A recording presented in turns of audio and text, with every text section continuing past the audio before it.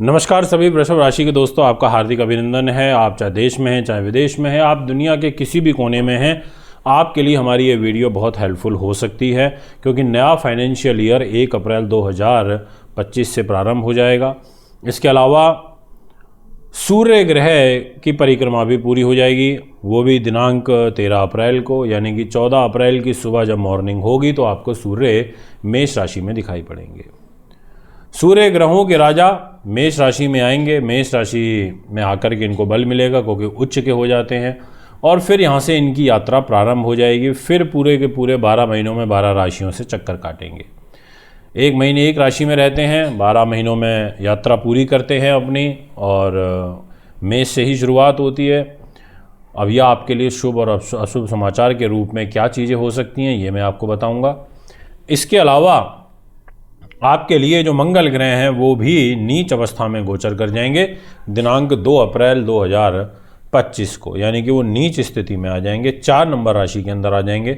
आपके सामने डिस्प्ले में कुंडली लगी हुई है, अगर आप उसे ध्यान से देखें तो आपको वहाँ 4 नंबर में मंगल दिखाई दे रहे होंगे जो कि नीच के हैं।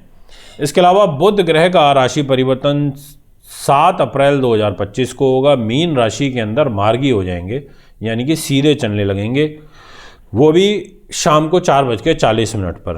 यानी कि जब कोई ग्रह सीधा चलेगा, आगे बढ़ेगा, तभी वो अपने स्थान तक पहुंच पाएगा, अपनी डेस्टिनेशन तक पहुंच पाएगा। अगर वो उल्टा चल रहा है तो डेस्टिनेशन पे कैसे पहुंचेगा। अब यहाँ पर बुध जब मार्गी होके चलेंगे, सीधे होके चलेंगे, मीन राशि में चलेंगे तो डेस्टिनेशन तक पहुँच जाएंगे। ऐसे ही शुक्र 13 अप्रैल को मीन राशि में मार्गी गति से आगे बढ़ना शुरू करेंगे। ये भी एक आपके लिए पॉजिटिव साइन है। तो दोस्तों, राहु का, केतु का और गुरु का कोई राशि परिवर्तन नहीं होने जा रहा है इस महीने, इसलिए इनके तो मई में ही होंगे। आइए बात करते हैं सबसे पहले आपके मान सम्मान, आपके व्यक्तित्व की। आपके कैरियर के जो लॉर्ड आ जाते हैं वो तो शनि महाराज हैं और आपके मान सम्मान के लॉर्ड हैं शुक्रदेव। अब यहाँ पर एक प्लस पॉइंट है सबसे अच्छा, वो ये कि आपको यहाँ कुंडली दिखाई दे रही होगी, उसमें लिखा होगा 2 नंबर, वो तो है आपकी राशि, और उस 2 नंबर में आपको जुपिटर बैठे हुए भी दिखाई दे रहे होंगे। जहाँ 11 नंबर लिखा है वो है शनि की राशि कुंभ, और शनि बैठे हैं 12 नंबर में, यानी कि लाभ स्थान में। तो आपके कैरियर का लॉर्ड लाभ के घर में चला गया, तो एक तरीके से वो लाभ तो देगा, एवरेज लाभ तो देगा ही, इसमें कोई दो राय नहीं है।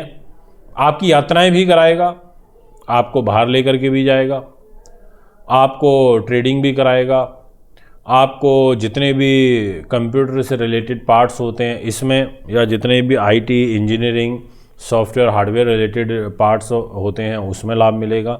साथ में ग्रॉसरी आइटम और घर के जितने भी यूटेंसिल्स होते हैं या जितने भी ग्रॉसरी आइटम होते हैं, कच्चा यानी कि रॉ मटेरियल होता है, उससे अगर रिलेटेड आप इंपोर्ट एक्सपोर्ट करते हो, आपको निश्चित तौर पर लाभ प्राप्त होगा, ऐसा आपकी राशि कहती है।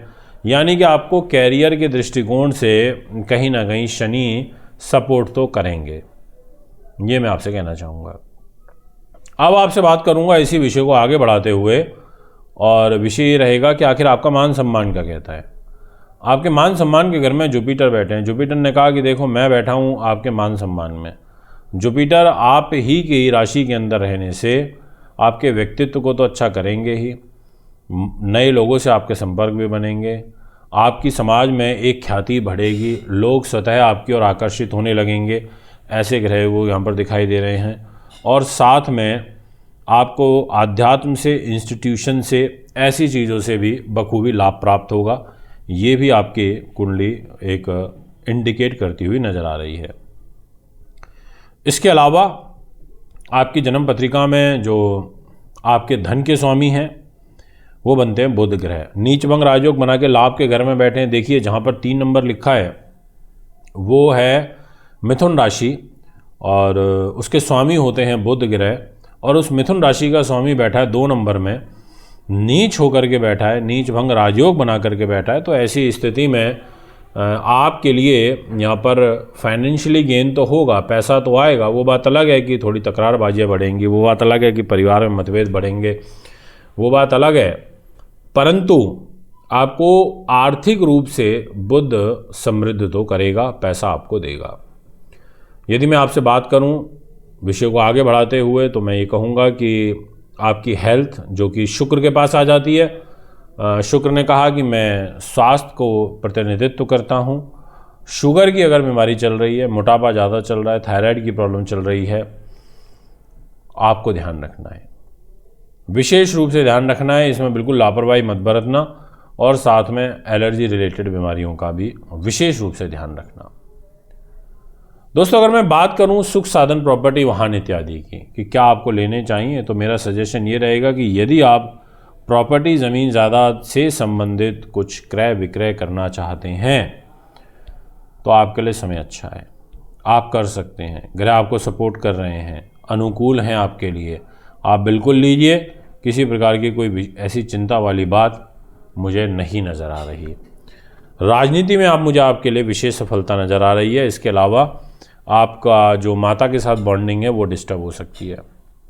यदि बात करी जाए आपके छोटे भाई बहनों की, मित्रों की, सगे संबंधियों की, तो इस घर में आपके कर्क राशि में नीच के मंगल बैठे हैं।